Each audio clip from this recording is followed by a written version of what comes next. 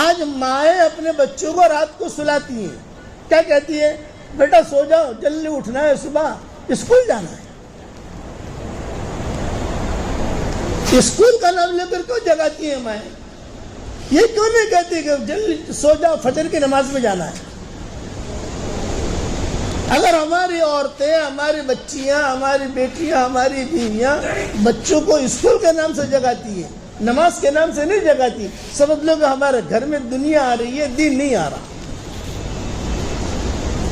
اس لیے نماز کے سلف صالحین یہ دعا مانگتے تھے کہ اللہ نماز کی دعا تو ہمیں عطا فرما اور نماز کی بد دعاؤں سے تو ہماری حفاظت فرما۔ اپنے شاگردوں کو کہتے تھے نماز کی بد دعا سے بچیے، نماز کی بد دعا سے بچیے۔ اور صحیح حدیث ہے، مسند ابو داؤد میں یہ حدیث ہے کہ اچھے طریقے سے نماز پڑھو تو یہ نماز دعا دیتی ہے،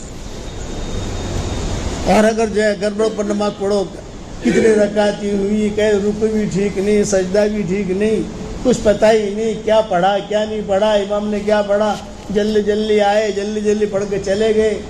اسی لیے اقبال کہا کرتے تھے مجھے ڈر ہے کہیں تیرے سجدے تجھے کافر نہ کر دے اقبال، مجھے ڈر ہے کہیں تیرے سجدے تجھے کافر نہ کر دے اقبال، جھکتا کہیں اور ہے سوچتا کہیں اور ہے۔ میں جھکتا کہیں اور ہے سوچتا کہیں اور ہے۔ اہم چیز قرآن میں سب سے زیادہ نماز کو کہا گیا، نماز نماز نماز نماز نماز نماز۔ آسمان پر بلا کر ہدیہ دیا، ہر سارے احکامات جو ہے زمین پر اتارے، لیکن نماز کے لیے باقاعدہ سفر کروایا، سفر کرو۔ ہر امت کو نماز ملی ہے، اور آپ نے فرمایا میری آنکھوں کی ٹھنڈک نماز میں، بس قرۃ عینی فی الصلاۃ، نماز میں۔ آپ مائیں کہتی تھی کہ آپ صلی اللہ علیہ وسلم ایسے دھیان سے نماز پڑھتے تھے کہ پاؤں پر ورم آ جاتا تھا۔ ہم بیٹھی رہتی تھی کہ شاید اب سلام پھیریں، اب سلام پھیریں، اب سلام پھیریں، لیکن یہ کہ لمبی لمبی نمازیں پڑھتے تھے، کبھی لمبے سجدے کرتے تھے، کبھی ایسا ہوتا تھا کبھی لگتا تھا کہ خدا نخواستہ انتقال تو نہیں ہو گیا، اتنا لمبا سجدہ۔ تو ماں عائشہ، چھوٹے چھوٹے کمرے ہوتے تھے تو لمبے لمبے فلیٹ تو ہوتے نہیں تھے، تو ماں عائشہ کہتی تھی تو جب بہت لمبا سجدہ کیا تو میں جو ہے تھوڑا سا دیکھتی تھی کہ بھی آواز آ رہی نہیں آ رہی، تو آواز آتی تھی تو سمجھ جاتی تھی کہ نہیں زندہ ہے، انتقال نہیں ہوا ہے، زندہ ہے، انتقال نہیں ہوا۔ بعض مرتبہ ایسا ہوتا وہ آواز بھی نہیں آتی تھی تو میں ڈر کے مارے تلووں پر انگلی لگاتی تھی، تلووں پر، تاکہ پتہ چلے گا آپ حرکت کر رہے ہیں کہ نہیں کر رہے، پھر پتہ چلتا ہے کہ نہیں آپ زندہ ہیں۔ افلا اکون عبدا شکورا، یہ کہتے تھے آپ اتنی تکلیف کیوں اٹھاتے ہیں، لعلک باخع نفسک الا یکونوا مؤمنین، آپ فرمایا کبھی افلا اکون عبدا شکورا۔ تو دو مضمون ہیں آج کے بیان کے، ایک تو کہ مومن کا احترام ہونا چاہیے، مومن بیوی بھی آ جاتی ہے، مومن بچے بھی آ جاتے ہیں، مومن پارٹنر بھی آ جاتا ہے، احترام۔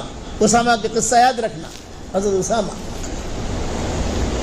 آپ کہتے تھے کہ اچھا یہی حال تھا ان کی والدہ کا، ام ایمن جو ہے یہ کوئی قبول صورت نہیں تھی،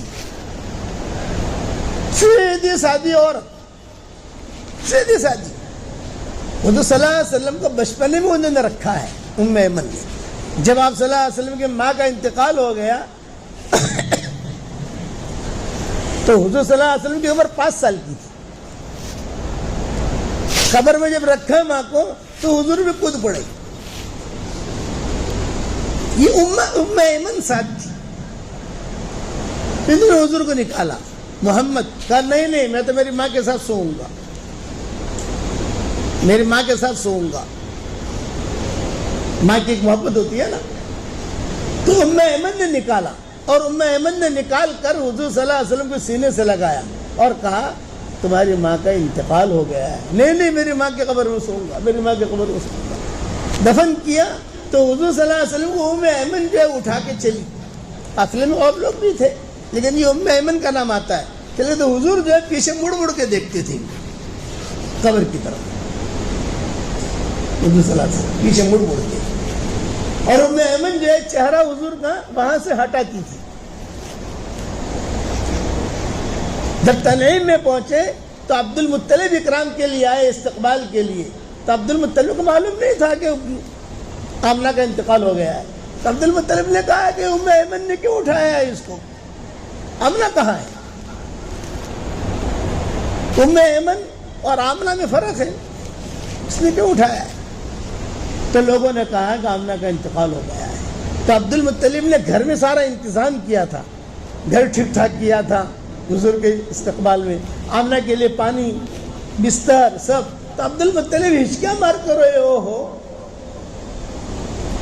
کون سنبھالے گا اس کو؟ اس وقت عبد المطلب نے فیصلہ کیا کہ اب ام ایمن عورتوں کے اندر ان کو سنبھالے گی. تو حضور کہتے تھے مجھے اس ام ایمن کی وجہ سے ماں کا پیار ملتا ہے. لوگ ہنستے تھے کبھی کبھی، تو آپ فرماتے تھے بھی کیوں ہنس رہے ہو؟ کہتے تھے ام ایمن کو بولنا نہیں آتا، سلام کرنا نہیں آتا. ام ایمن جو زبان میں لکنت تھی تو کہتی تھی، یعنی آتی تھی سلام کرتی تھی. حضور کہتے تھے ماں سلام مت کرو، سلام مت کرو، وعلیکم السلام، وعلیکم السلام. حضور پہلے جواب دے دیتے تھے، زبان میں لکنت تھی ان کی. تو کہنا چاہتی تھی سلام اللہ علیکم، نہیں کہہ پاتی تھی، تو کہتی تھی سلام لا علیکم. تو حضور کہتے تھے یہ تو بد دعا ہے، وعلیکم السلام، وعلیکم السلام. تو صحابہ ہنستے تھے. آپ نے فرمایا ہنسو مت، یہ عورت اتنی اونچی ہے کہ جنت میں چلتے پھرتے میں نے اس کو دیکھا ہے.